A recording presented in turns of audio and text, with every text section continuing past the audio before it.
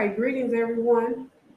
Thank you for joining us this evening and welcome to the ASCM 101 Curriculum Overview.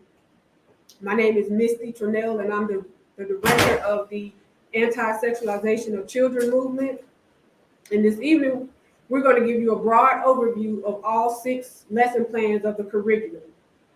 If you're here for the first time, you can find on our X page and the YouTube page the public reveal that we did of the full nonprofit organization as the Anti-Sexualization of Children Movement back in June. That's where you can get more details about who we are, how we were established, and the purpose of the organization. So today we're going to focus mainly on the 6 lesson plans.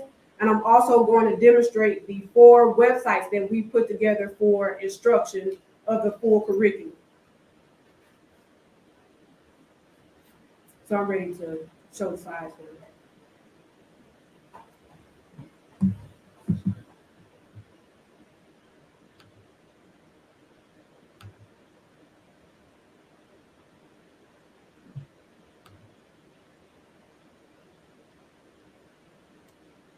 So while we're pulling up the website, I'll go ahead and give some brief background about the organization and what we have prepared for today. So 2 years ago, a group of us here in the Maryland area met weekly. And during those weekly discussions, we talked about different people came in and shared their experiences as far as what their young children and what they were experiencing in the school system as parents, teachers, counselors, and so forth. During those discussions, most people talked about the cultural battles that their children were experiencing in the school setting. During those discussions, we decided that we needed to do something to help prepare our young people to defend themselves when they're in those settings, when they're being bombarded with different ideologies, messages, programming, and things that they weren't prepared for, and that we don't send our children to school to be inundated with. So we talked amongst ourselves and we decided that we needed to provide a service to the community. Out of all of those discussions, we came up with the idea of creating a nonprofit organization that would provide educational services and resources to the community so that people could help themselves and prepare their children to be on the defense when they went into these different settings, whether it be school, whether it be them using social media on their own, using public transportation, just anywhere where you will find messages and images that most adults would find inappropriate for young people. So again, what I'm sharing today is an overview of the first curriculum that we put together, the first resource we put together. It is a free curriculum designed for instructors, parents, teachers, anybody involved in the development of our young people. So when I say it's free, it's going to be available on the website. Right now it's available as a PDF document, as well as the websites that I'm going to show you today. So if you're interested, get in touch with us. I'll share our contact information at the end, and we'll send it to you via email, the links to the websites, as well as the PDF of all of the curriculum guides that's prepared for people that will be instructing and people that decide to adopt the curriculum and use it for instruction. So I'll go ahead and get started and give you some background about the curriculum. So again, this is the front page of the first lesson plan, ASCM 101. So for the course overview, ASCM 101 is a curriculum focused on teaching youth to identify improper sexual ideology.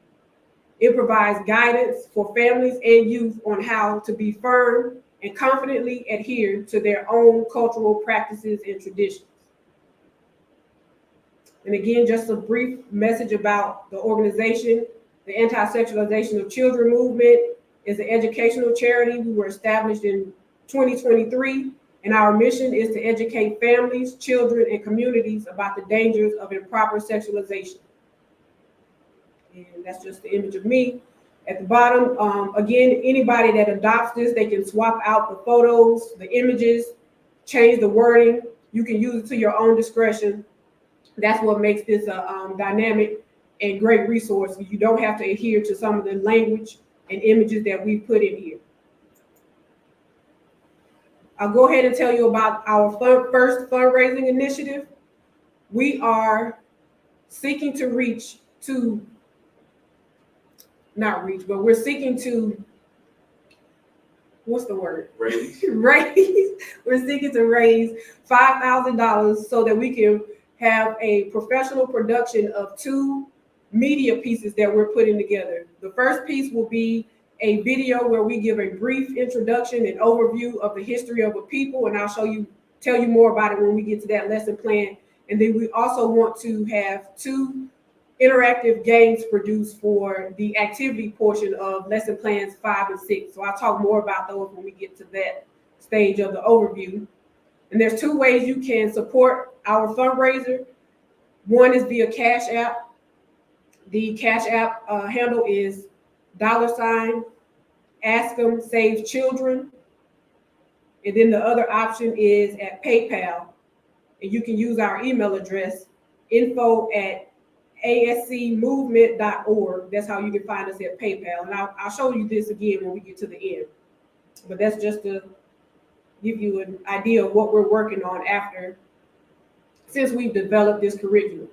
So I'll go ahead and delve into lesson plan 1, which is cooperative nationalism.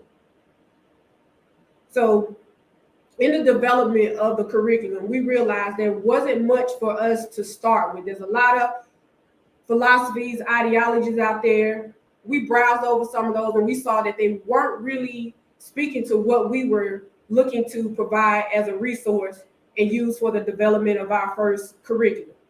So if you're familiar with Io's work, you might have heard him talk about cooperative nationalism. So cooperative nationalism is a new ideology that we came up with and that we found that would be the best basis for the development of our curriculum. So I'm going to show you more about the ideology. As I mentioned, it's new, cooperative nationalism. So I'll read the definition that we put together for cooperative nationalism.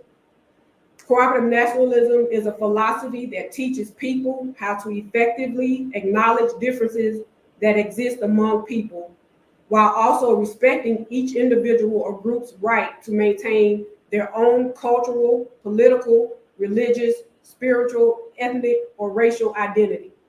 So I have a quick video here that I want to show that'll give you an idea of what cooperative nationalism looks like when it's practiced among people who have totally different backgrounds, ideology, characteristics, and so forth. So we'll play the video for you.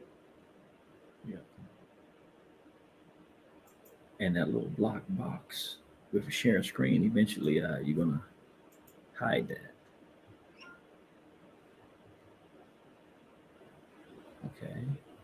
So you want to play. Uganda stood as an example when all the UN agencies were pressuring you and all the other ESA countries to sign on for a second round of what is called the ESA Commitment on Comprehensive Sexuality Education and linking them to sexual and reproductive health services. I've devoted a great deal of my life to identifying and exposing those programs on the ground, particularly in African countries, and those that are endorsed and funded by the United Nations and backed by International Planned Parenthood and their affiliates, including Reproductive Health Uganda, that are in every African country.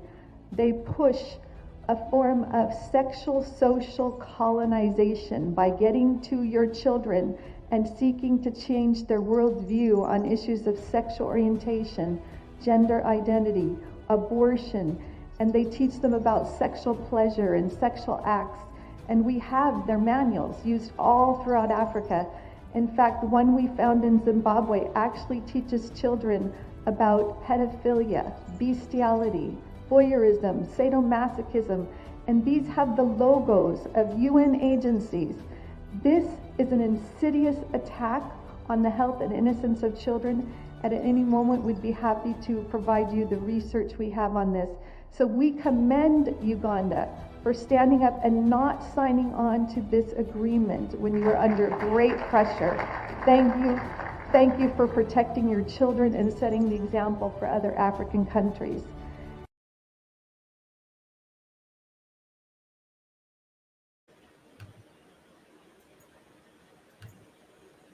All right, so I'll move back to the lesson plans.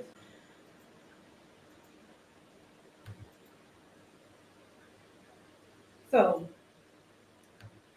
just in case you didn't hear the full content of the video, that was I want to give her some labels here, a conservative white American female that was in Uganda talking to the president of Uganda and commending him for standing up against the comprehensive sex education plan that the United Nations, Planned Parenthood, and other organizations that she mentioned have gone around the continent of Africa and had leaders to buy into and adopt as the program for teaching their children.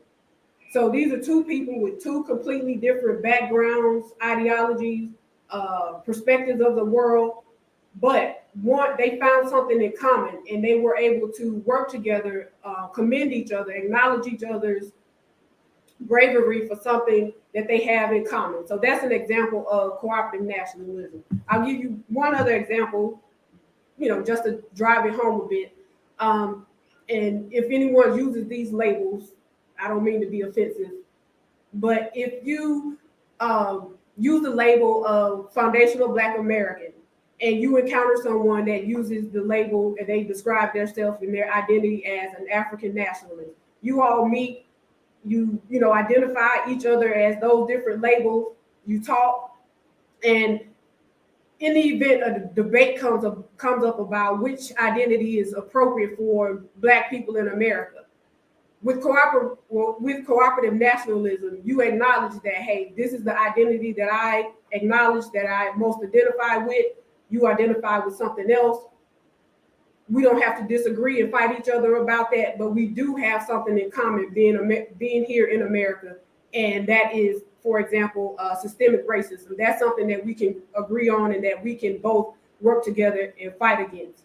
So again, that's another brief example of how cooperative nationalism could work and why we found it to be a viable basis for developing this curriculum, because we want our young people to be strong enough, courageous enough to adhere to the family traditions of the traditions of their culture and their family when they're out in the world, represent their family and culture appropriately, and not have to change who they are when they're introduced to other ideologies and backgrounds that are not a part of what the family has taught them to be. So again, we look at cooperative nationalism as a defense mechanism against integration, acculturation, and all those other things that young people and adults in general encounter when they're working with other groups of people. So I started with cooperative nationalism here so you can understand what the basis of the full curriculum is. But when we introduce it to the young people, we actually start from a lower level of development. So we start introducing cooperative nationalism to young people in the curriculum by talking about the Constitution, the Bill of Rights, and the First Amendment of the Constitution. So we use a lot of media and images throughout the websites here so that to help drive home the point, lessen the amount of time that an instructor has to talk through these different concepts and make them more easier for the young people to understand. So in the first piece of media that we use in cooperative nationalism, we give them a 2 to 3 minute video that explains what the Bill of Rights are and the First Amendment to the Bill of Rights. So they get an understanding of what it means to have freedom of expression, freedom of speech, freedom of religion, freedom to assemble, and so forth. And then after that, we show them an example of what it looks like when a young person's First Amendment rights are violated. So I want to show you that video because I think it's pretty compelling so that you can understand why cooperative nationalism is necessary. So I need you to stop. 12-year-old boy attending middle school in Middleborough, Massachusetts, was sent home from school recently for wearing a T-shirt which teachers complained made some students feel unsafe. The shirt that Liam Morrison wore looked like this one, with 5 words, "There are only 2 genders." Liam recently told the school board that he refused to remove the shirt because he was only stating facts. I have been told that my shirt was targeting a protected class. Who is this protected class? Are their feelings more important than my rights? I don't complain when I see pride flags and diversity posters hung throughout the school. Do you know why? Because others have a right to their beliefs just as I do. Even at 12 years old, I have my own political opinions, and I have a right to express those opinions. Even at school, this right is called the First Amendment to the Constitution. I feel like these adults were telling me that it wasn't okay for me to have an opposing view. Their arguments were weak, in my opinion. I didn't go to school that day to hurt feelings or cause trouble. I have learned a lot from this experience. I learned that a lot of other students share my view. I learned that adults don't always do the right thing or make the right decision. All right, so that's an example of how a young person's First Amendment rights can be violated in a school setting. And I'm not sharing here. Okay. I thought I was.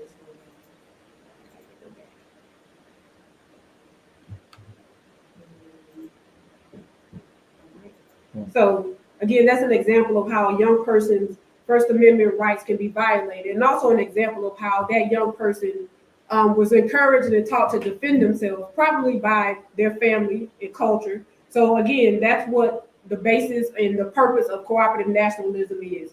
It's appropriate for young people as well as adults. So we give them the basics of the Constitution to start off talking about cooperative nationalism. Then from there, and we do this throughout each introduction of the lesson plans, we tell the young people what the objectives are for that lesson plan. Each lesson plan has at least 2 to 3 objectives, as well as 2 to 3 skill sets that they should leave with when they're done with the full curriculum, well, with the full lesson plan. We also introduce them to tell them what the purpose of the lesson plan is. So here, for the purpose of cooperative nationalism, the purpose is for them to understand why different groups of people practice different traditions, beliefs, and values, why they will not always agree with everything other groups practice and believe, and to recognize and acknowledge when they have something in common and seek to collaborate with other people. So I'll just highlight some of the major objectives of each of the lesson plans. So for this lesson plan, cooperative nationalism, the major objective is for the young people to learn that a consenting man and a consenting woman is the optimal life partnership for most cultures.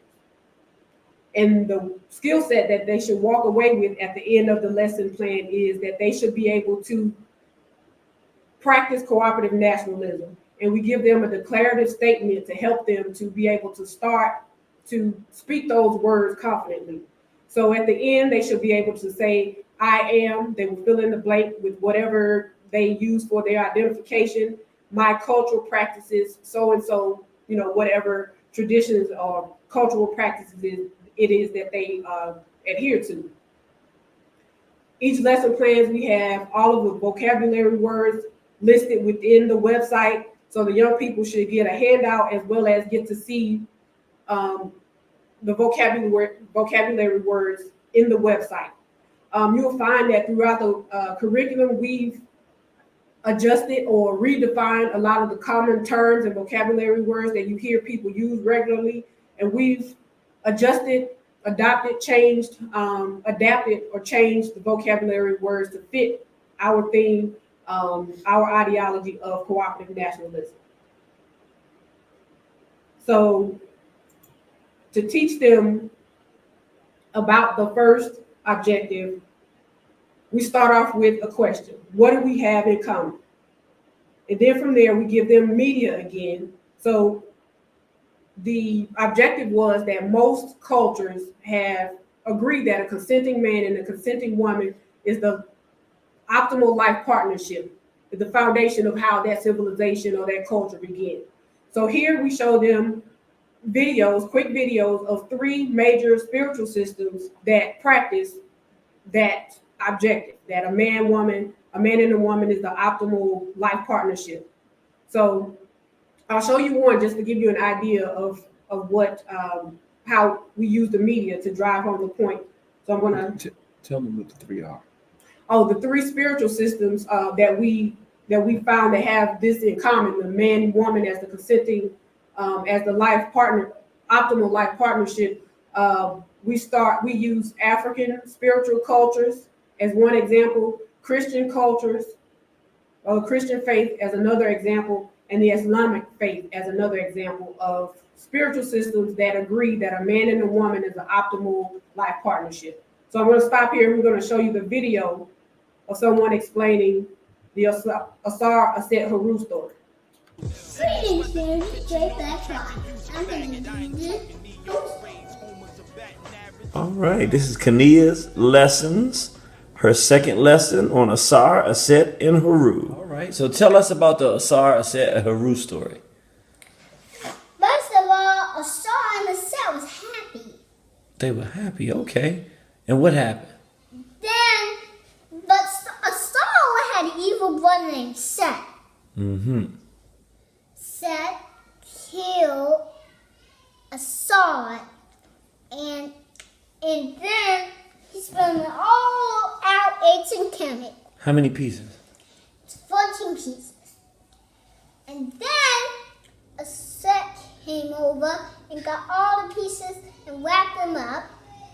And then How many pieces? into 14 pieces instead of one. Oh, so she got all 14 pieces except for one and then wrapped them up. So then what happened? But his spirit gave her a baby. Oh, a spirit gave her a baby. And so what happened? Then his spirit gave her a baby, and she named this baby Haru.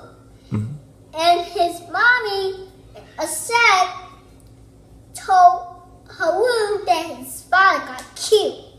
Oh, okay. So then what? Then he was sad. Then what happened? Then he grew. Haru grew up and lost one eye to his daddy's evil brother named Set. And How did he lose that eye? because he was fighting with it. Okay. So then what happened? And then he was fighting, lost one eye, but he still went and came to Savior. The Savior. What was his name? Haru. Haru. That's beautiful. And what did they depict him as? What animal? The fountain bird. The falcon bird. And why did they make him like a falcon bird? Because when it was dark, everything was so bad and everything was scary. Like, I don't like the dark. Right.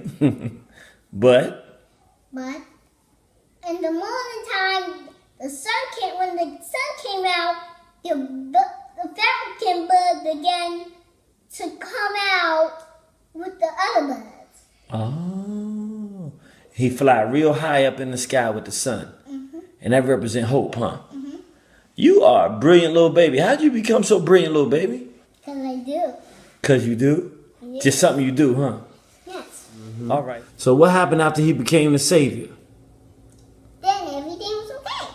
Oh, and what did that story from way back in our ancestor days, what does that teach us? You must love your woman. What kind of woman? A black woman. Black lives matter. Oh, black wives matter? Are you going to be a black wife one day? And you going to matter? That's beautiful. What kind of husband you going to have? A black one. Oh, is he going to be a strong man? Yeah. Like who? Like you. Oh, I thought you were going to say Haru, but that's good enough. I like that. Okay, so anything you want to say to the family before you go? Yeah. What's that? Drink black coffee. Straight black pride. All right. So again, that was us using media to drive home the point of something that different cultural systems, spiritual systems, religious systems, they're different. They have different practices, but they have that one thing in common, which is that a consenting man and a consenting woman is the optimal example of a life partnership. So after that, we show the example from the Christian faith as well as from the Islamic faith. We won't do that today because it takes a bit of amount of time to show those videos. They're all about 3 to 5 minutes each. And then after that, we talk to the young people a minute and see if they actually, captured the essence of what those videos were saying. That's the commonality. They're different, but they all have that in common. So after that, we introduce them to the first activity. And the first activity is titled, Who Are You? Identify Your Culture. It's a family activity. So we give them a diagram of a family tree, explain to them how to fill it out, and also we give them a series of questions so that they can talk to their families to find out more information about where they came from, how the grandparents came together and decided, to start a family, how their parents met. You give them prompts, and we're sure that information about the family lineage, traditions, and culture will come out from there. So that's a way for the young people. That's the way that we want the young people to find out what their own family traditions and cultural practices are, not from a school setting, not from us, not from TV. Talk to your family about it so that you can have a true identity and develop from there. So that's the first and major activity for that for that objective. And then we continue to build upon that and talk more about nationalism and culture. So we're continuing to develop the vocabulary, introduce new terms, and eventually will lead up to explaining what cooperative nationalism is. So we use images here, images of different examples of identity, which people use as a form of nationalism, and then different examples of cultures that people practice. So that's lesson plan 1, and as I mentioned, from there will lead up to cooperative nationalism.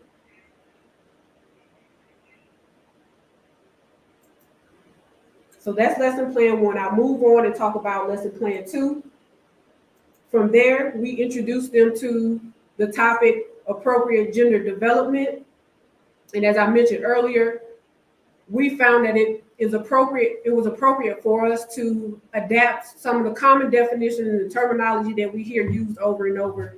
We redefine things to fit what we're teaching as cooperative nationalism and the appropriate type of sexual development that we think is appropriate for young people. So we start off by just asking a question and finding out what they know so far about gender development. We ask them, the question, what do they think are the responsibilities of young men and young women in their family, just to get an idea of what they're thinking. And then we introduce them to vocabulary. From there, we move on and we give them the objectives for lesson plan 2. So the major objective for lesson plan 2 is that youth will be able to identify what gender development is for their family and culture. So after lesson plan, after introducing each lesson plan, we'll do a quick course overview from the past session. So they'll see what the connection is between and, be refreshed of what information they learned before. So for lesson plan 2, we redefine gender development. So ASCM defines gender development as the proper development of a boy into a man or a girl into a woman based on the roles, values, attitudes, and traditional behaviors practiced generationally by their family and culture. And then we lead into a discussion. And we understand this curriculum was developed for middle school to high school, and of course it's appropriate for young adults and adults as well. But we understand that by the time young people get to middle school, they've already been introduced to multiple different definitions and understanding of what gender development is. So we want to, just talk to them and see what they know already. And we know that, by this time they've been told or they understand that gender is not binary. They can practice whatever role they feel is appropriate for them, how they feel emotionally, psychologically is what they can practice. They don't have to stick to the traditional gender roles and expectations of men and women. So we want to hear what they think about that. But then from there, after we give them our definition, we continue to build upon the family value, the family tree exercise that they were introduced in the last lesson plan. So we've also redefined gender expectations and gender roles as well. So I'll read those for you. We define, ASCM that is, defines gender expectation as the behavior, language, and actions of a boy/man or a girl/woman that they are encouraged and taught by their family/culture to live out as a male or a female. So we're bringing it back to the tradition. We know you've been told you can, identify as a cat, you can identify as a non-binary or whatever they decide upon. It's 50 things for them to choose from now, but we're bringing it back to the tradition of what their family, how their family began. We define gender role as the purpose that a boy/man or a girl/woman accepts as their own and the responsibilities that they carry out to sustain their family and culture. So they learn about the expectations, and then the role is when they accept what they've been learned, what they've been taught by their family and culture, and they understand that this is what you have to practice or need to be what your responsibilities are in order to sustain our family legacy. And then from there, we show them some images just to get some feedback from them to see if they can, give us some idea of what they think these people in the images' gender roles are, what they're expected to do for their family and their culture. So from there, we introduce them to the major activity for this objective. What does your family expect? So building upon the family tree, we give them this activity where they go and they interview their parents or someone in their family as a whole to learn about how their family began, learn more information about what the family expects of them when they're out in the world representing them. So I read a few of the questions. So one of the questions for them to interview the family with is, what are the roles of men and women in our family or culture? How should men and women make decisions about potential partners in a family and culture, in our family and culture? What are the responsibilities of young boys or men or young girls or women to our family and culture? So again, you see, this is giving them the opportunity to learn directly from their family about what their background, what their traditions and cultures are, and also helping them to see that they are responsible for representing their family and their culture in the appropriate way that's been outlined by their family. So we thought that was a major way for them to learn more about who they are, where they came from, and then to be brave enough to go out and live out those things in the world. So this is lesson plan 2. I think that's the major activity there for that objective. And there's one other objective there where we go into some content about how to discern what's appropriate sexual behavior, what's inappropriate sexual behavior, what's sexually perverse, what's sexually abusive. And we give a lot of definitions, show a lot of examples, and then give them some examples for them to learn how to make discernment about what's appropriate, what's inappropriate, and what's abusive or perverse. So this is lesson plan 2. I'm trying to exit so I can go to lesson plan 3. So we move on to lesson plan 3. The title of lesson plan 3 is Eugenics Masquerading as Sex Education.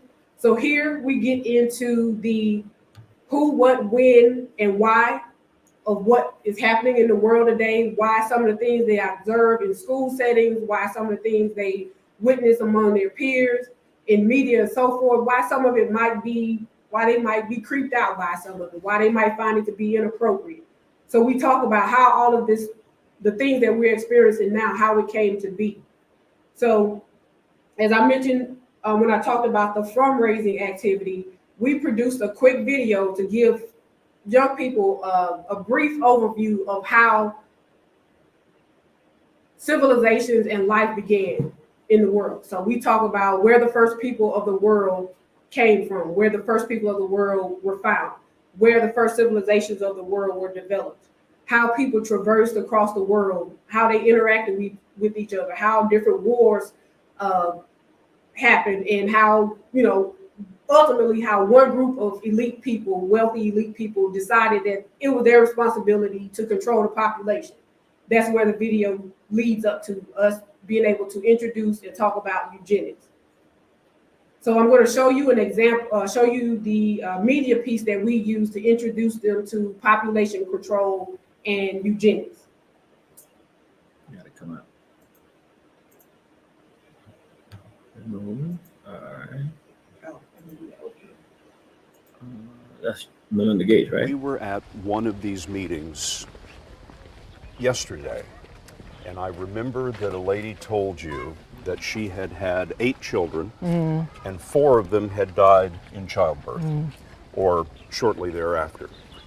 But if all of them had survived, she'd have 8 children. And what the developing world does not need is more children. And I think that was the biggest aha to Bill and me when we got into this work, is we asked ourselves, of course, the same hard-nosed question you'd ask, which is, if you get into this work and you start to save these children, will women just keep overpopulating the world? And thank goodness the converse is absolutely true. So they don't do that, because women say to themselves they want 2 children to survive into adulthood. If she knows that 2 will survive into adulthood, she will naturally bring down her population. And so as soon as she starts to see that getting them vaccinated or keeping them alive during the birth, she won't have as many children. That's what we just heard from this group as well, that the older women had had more children, hoping more would survive, but the younger women are starting to plan for smaller families because they know they'll live. They all said they wanted 3. Yeah, Yeah. which is fantastic. Not 8. That's what you want. Yeah. And so if you understand that there's a high likelihood that your child is going to survive, you believe they'll have fewer. Absolutely, and we're seeing that play out in all the population numbers across the globe. In fact, the population rates are coming down faster than had been predicted 10 years ago.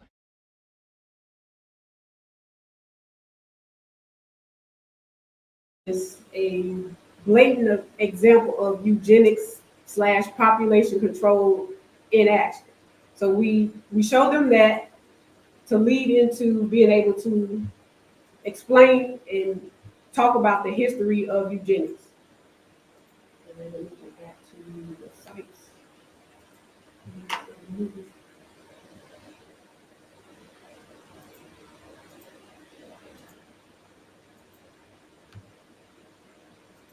All right, so lesson plan 3, eugenics. So we show them that, and then we lead into the objectives again. So the major objective that I'll highlight for this review is that youth will articulate how eugenics is practiced today and how they are the targets. So at the end of this lesson, the young people should be able to list 3 ways that Planned Parenthood participates in eugenics and 3 ways that Planned Parenthood targets youth. So again, we review the last 2 lesson plans as a refresher, and also for them to be reminded of introduce how these are all related.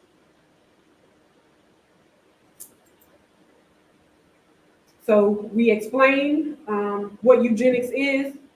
We give them an opportunity to tell us what they know. So here we just ask, what do you know about sex education? What do you know about pregnancy prevention? To see what type of things they've learned. We know that they've been introduced to these different types of practices, but the idea here is to help them to understand how some of these practices are acceptable. We're doing them voluntarily now, but they were born out of eugenics practices.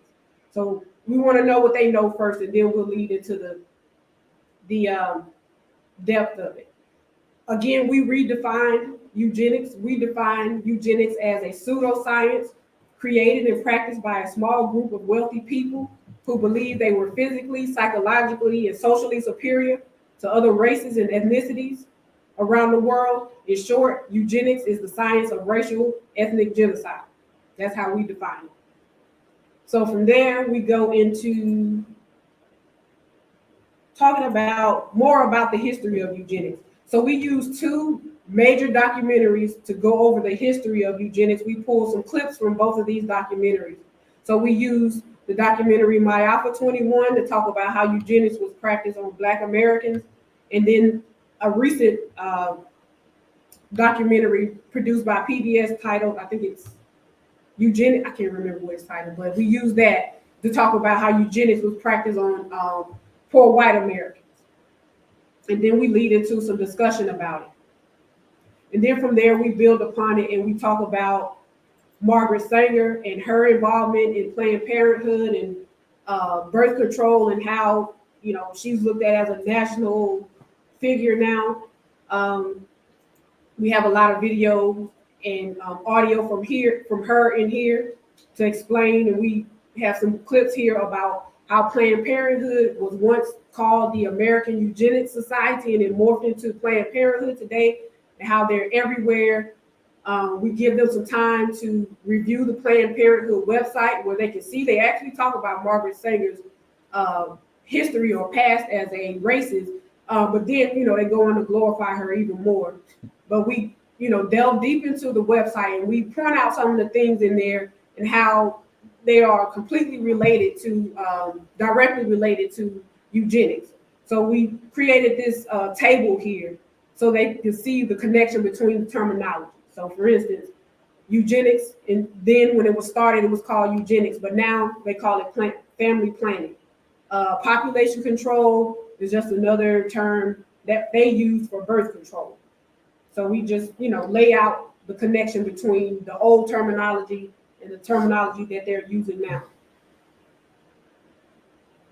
And then the major activity that goes with the objective that they'll learn to articulate how they're being targeted.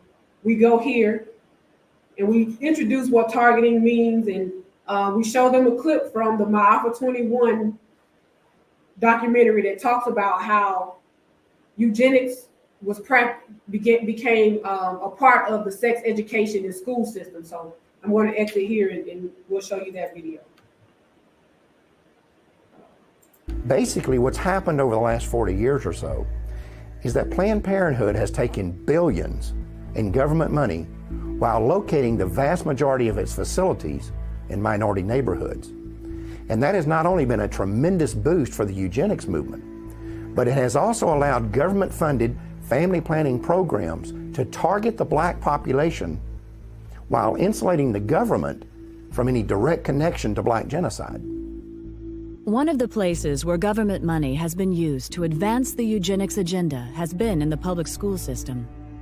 Although government-funded population control programs can be found in white schools, the evidence is that they are significantly more likely to be targeted at Black schools.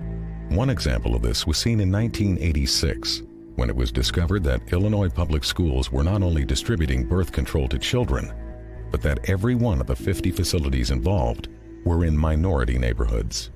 When this information was made public, a local African-American pastor organized a campaign to stop the program.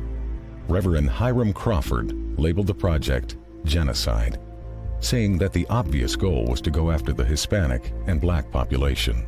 That same pattern was also found in Maryland in the 1990s. Even though the state's teen pregnancy rate was higher among white students than Black students, when the contraceptive device Norplant was introduced, it was selectively marketed to children as young as 13 in predominantly Black schools in Baltimore. The result was that of the first 350 girls implanted at a local middle school, 345 were African American. Then, when Norplant was approved for general distribution, of the first 100 schools selected, all 100 were in minority neighborhoods.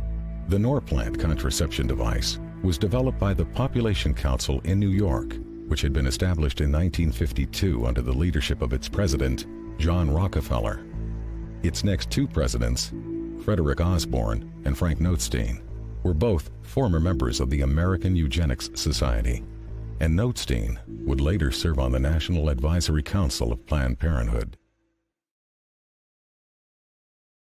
All right, so we use that to show how they are the targets of Planned Parenthood now and the eugenics movement. So after that, we show them a more recent example of how eugenics is being played out internationally.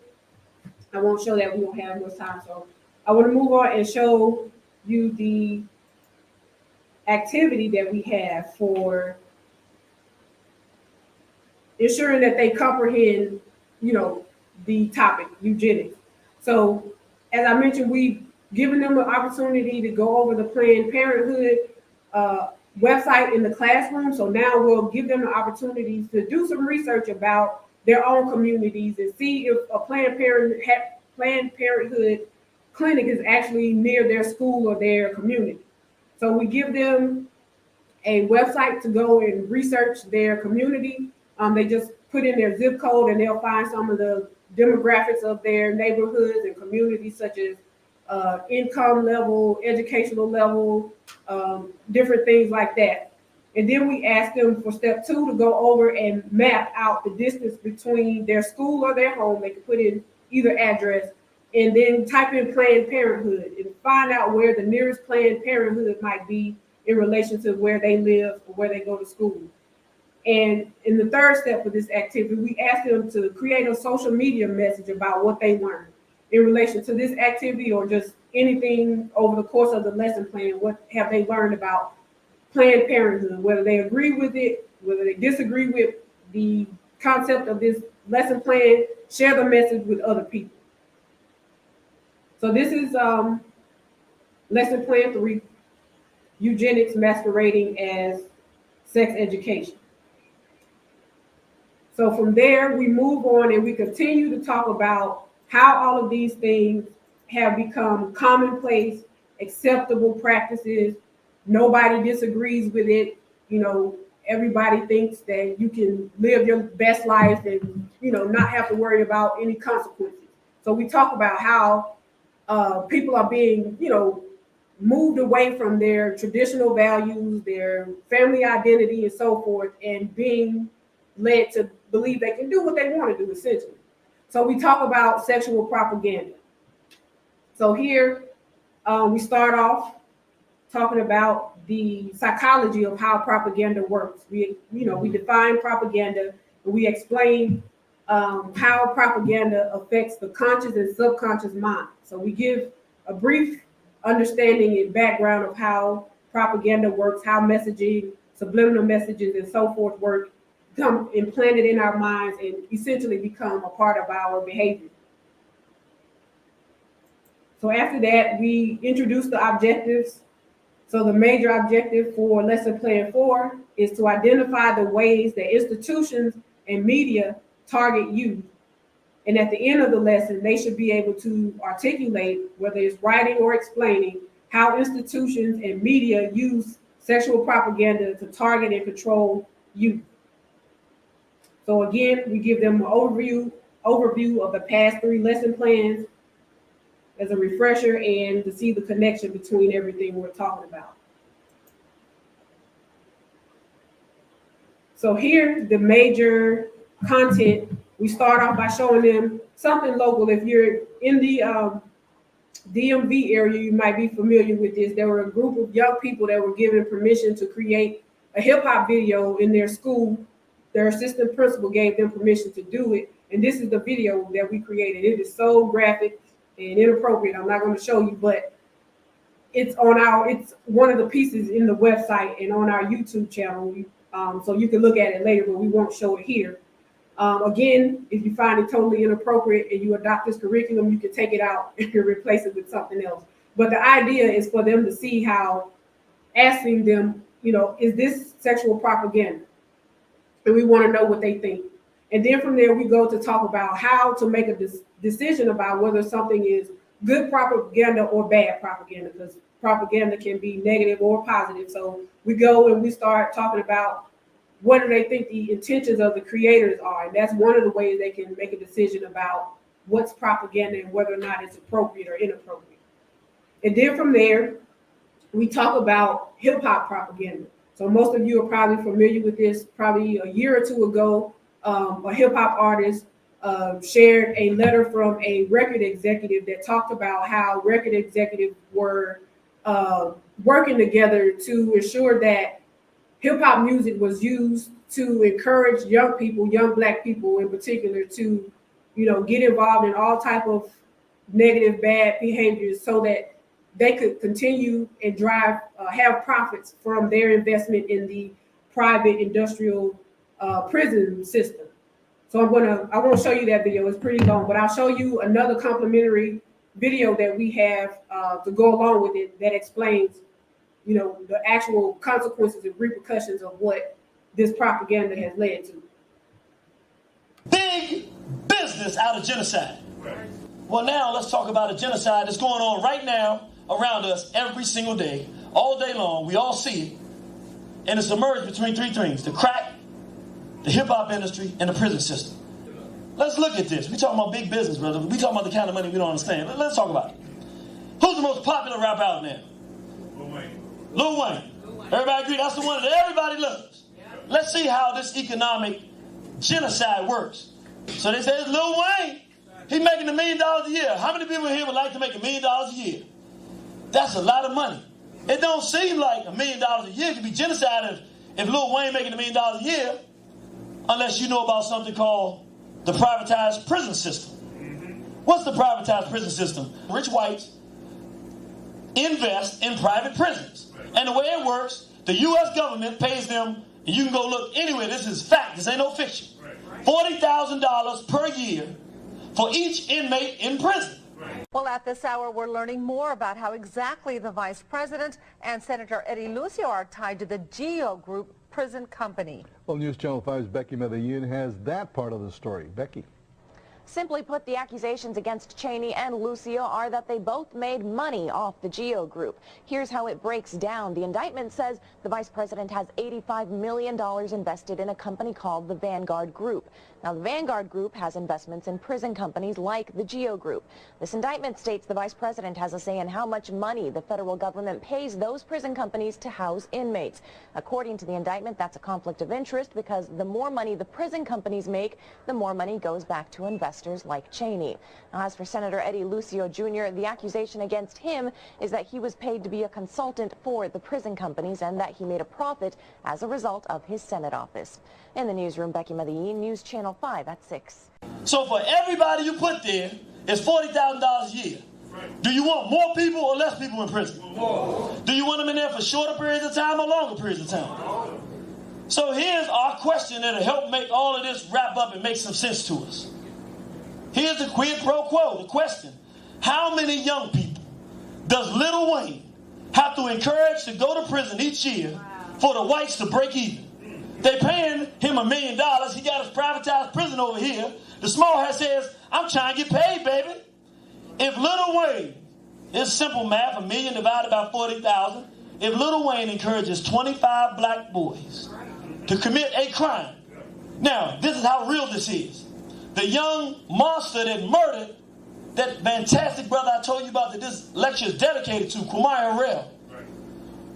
Before anything went down, all he did every day was walk around the community with his pants hanging down, singing Lil Wayne. He thought he was Lil Wayne. Am I telling the truth, brother? Yes, so this ain't no fancy conspiracy theory.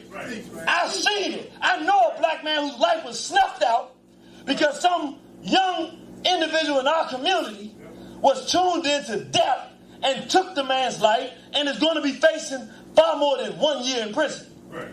So we look at that, but now, come on. If Lil Wayne is the most popular, and will we agree he's the most popular rapper out now, is he only getting 25 young black men to commit crimes in a year's time? So what if he say 2,500 if we go across the country and we consider we only talking 1 year, not life sentences, what does that amount to? That's $100 million. Minus the $1 million they paid Lil Wayne, we talking about a profit of $99 million. Anybody in here would like to put up $1 and make 99? Wouldn't that be a profitable business? So now we see big business. So why, now you understand, all kinds of music go through ups and downs, changes, right? Have you noticed that the hip-hop era, since NWA, kill ends, murder ends, rape, do you notice it has not changed? Ain't nobody trying to stop making money, baby. Why they gonna change when they have genocide right in front of our face?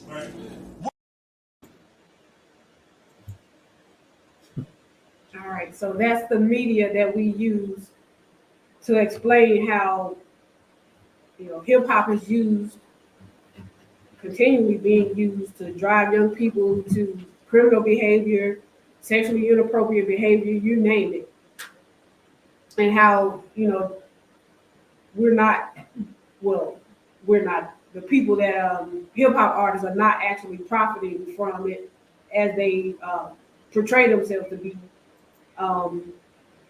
Is actually the investors in the prison system that are actually being enriched by our behavior and being driven to inappropriate behavior.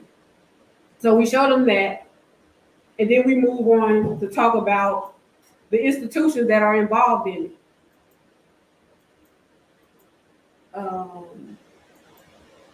Okay. So we explain, we continue with vocabulary words and definitions. So we talk about what an institution is, and we use Disney as an example, and we talk about, Disney having power and influence and to set customs.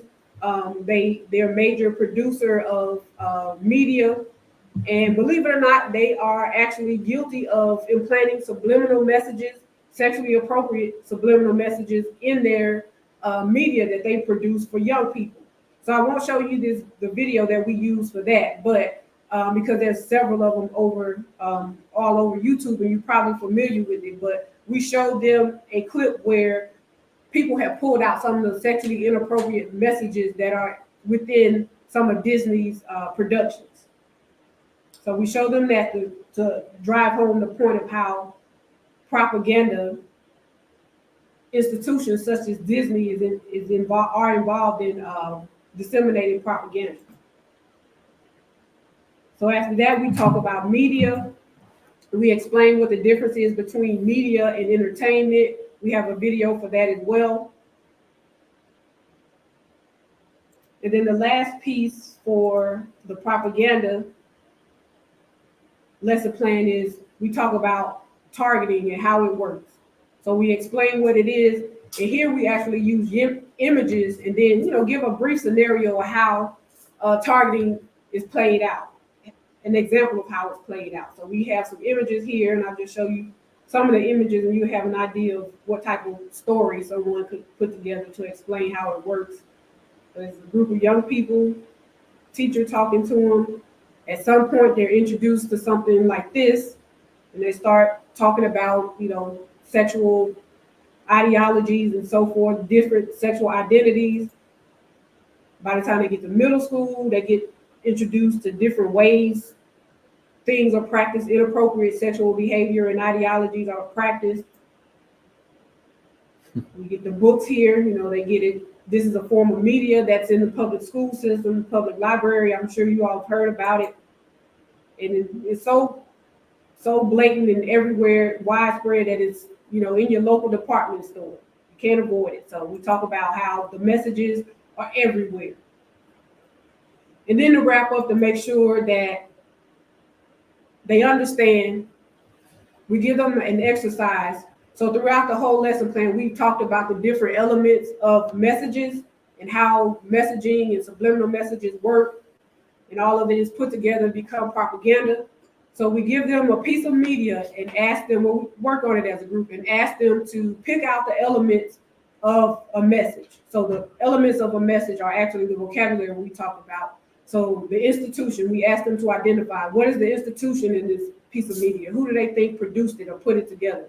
What do they think the creator's intentions were? What do they think some of the subliminal messages were in this piece of media? What type of media is it? How was it used? How was it disseminated? And then who do they think the target audience is for this piece of media? So we embedded the piece of media here. We have a picture of the poet that wrote this poem. And then we have the actual poem embedded in the website here. And we read it, or let them read it silently. And then we ask them to go and pick out the different elements of this piece of propaganda. So we thought this was pretty compelling, and it fits with everything else that we've talked about as far as messaging and propaganda and so forth. So that's lesson plan 4. So that's the end of the last website that we produced for instructing the curriculum. Lesson Plan 5, the title is Psychosocial Effects of Improper Sexualization. We don't have we have a curriculum guide for it. So an instructor, we have something for an instructor to use to go and start to implement and teach it, but we didn't create a website because, by this time they've had enough websites. We want to introduce them to something, introduce them to something else to keep their attention. So as I mentioned during our, when I talked about the fundraising campaign, the goal is to have a professional, what do you call it, a graphic designer or gamer or someone, I forgot what they title are, put together a game for us. So we are developing a storyline or a script for the game, and the idea is for the game to be not an obstacle, but an opportunity for them to make decisions along the way. So we'll put together a story, put different scenarios within the story, and then give them options of what decisions to make. So we want to see if they've learned some discernment, if they've learned how to make, better decisions using this interactive game. So that's the idea for how to teach and make sure that they're learning the content for Lesson Plan 5. So Lesson Plan 5 is more of a exercise activity type opportunity more so than instruction. And the same for Lesson Plan 6. The title of Lesson Plan 6 is Defense Mechanisms Against Improper Sexuality. So again, we want it to be an interactive game-based type situation where we'll introduce them to different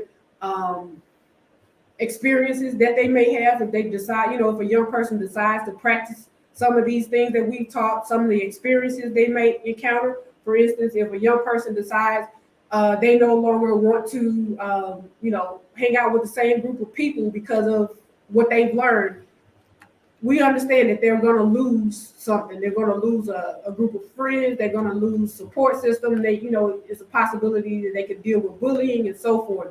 So we want to give them something so that they can learn how to defend themselves and find a support system in instances where, they encounter different experiences when they start to improve and change their behavior. The instruction portion of this does have have information for where they can go and what type of programs to seek for seeking learning defense mechanisms. There's even we even talk about how they can find a local boxing gym or somewhere where they can or a place where they can go and learn how to physically defend themselves, as well as places where they can go to find an emotional or psychological support system. We also talk about how they can, if they're in a location where they don't find any of these things, it's an opportunity for them to become the leader among their peers. So we talk about how they can do some self-development things so that they can learn to be leaders and thought leaders among their peers. So that is the complete overview of the lesson plans, the ASCM 101 curriculum.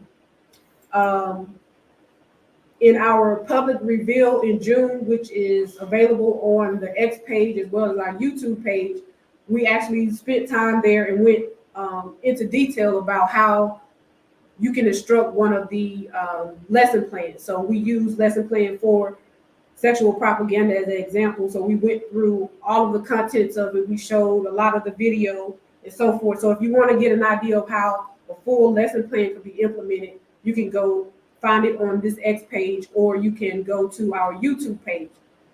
Our YouTube handle is, you have to spell it out, it's Anti-Sexualization of Children Movement. It has to be spelled out because there's another organization with the same acronym, so you'll find them if you don't spell out Anti-Sexualization of Children. And on that on the YouTube channel is where we'll host this there as well, but you'll find that June public reveal as well as all of the videos that we have embedded throughout the website. So there's a lot more content there as well. So I'm gonna put the fundraising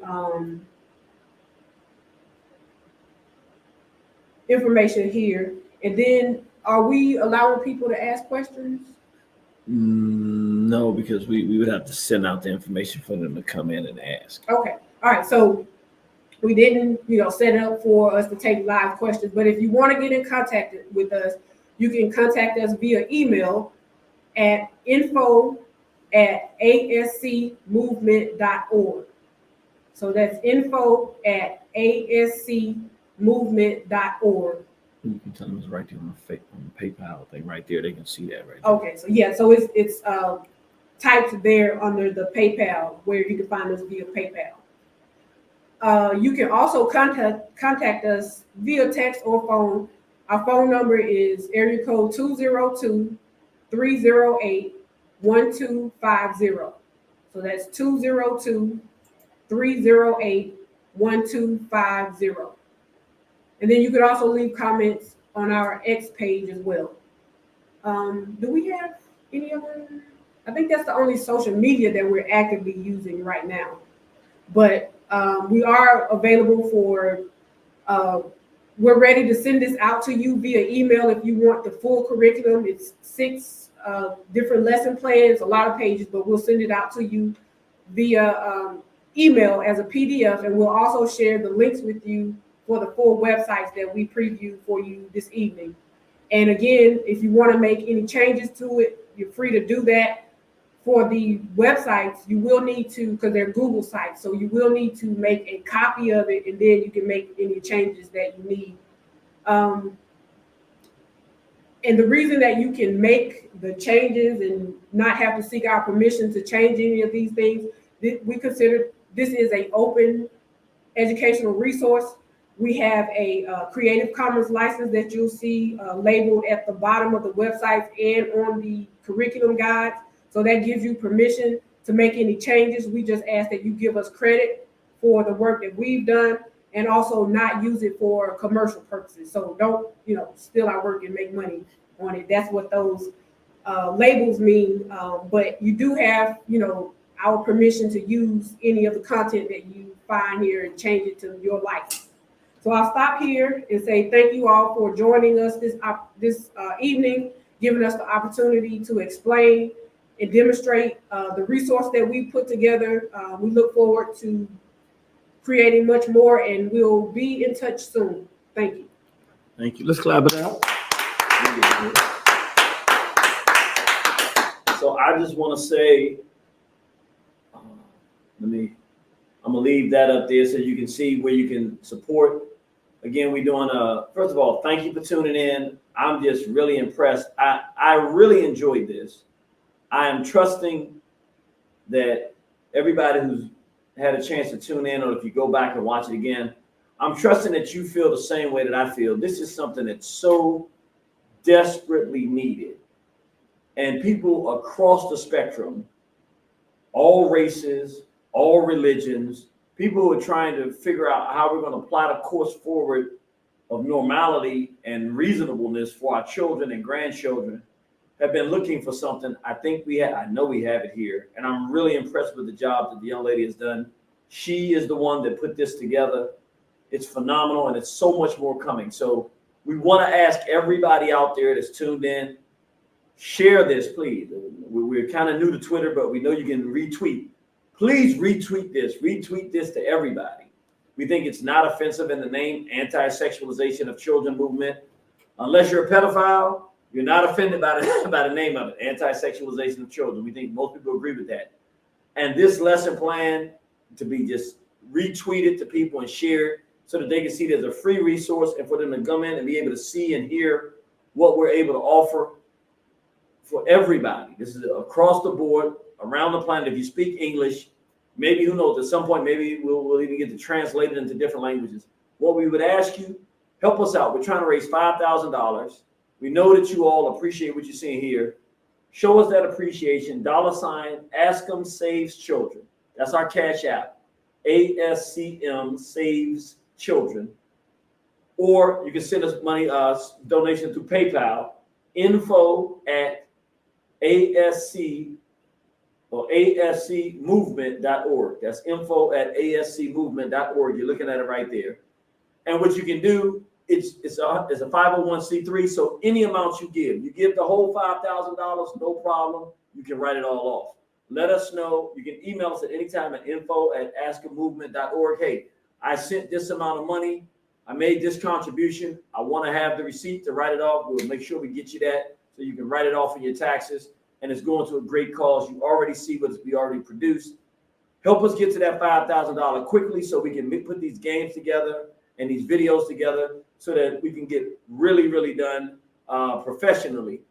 And what we're going to do going forward into next year, we're going to have a robust website. We're going to come back to raise more funds. But right now, we want to just get the basic things finished so that there's something that you can use right now and we can send out to people. And then we'll get it to the point where we'll make it easily accessible on our real full website once we get that done in the near future. Probably next year will be our goal. But right now we want to raise this $5,000. So again, that's $ASCM Saves Children at Cash App and info@ASCM ASCmovement.org. That's info@ASCmovement.org. That's our email, and that's also our PayPal where you can send funds.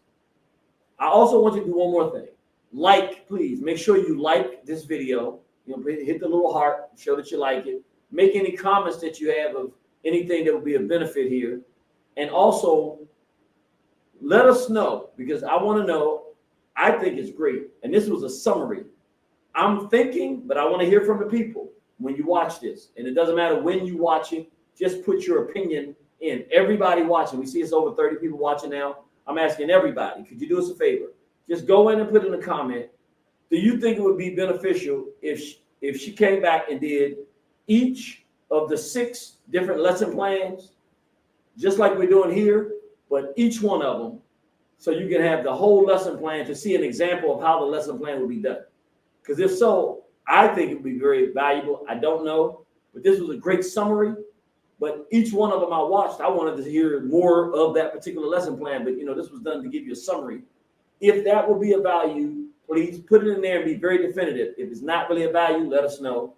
If it is a value, please put that as a comment so we can look at it, hear from you right there on Twitter, and let us know. And then we'll do it just like this live. We'll set up the time, let people know when it'll be happening, and then we'll get it done and we'll advertise it on Twitter so you know.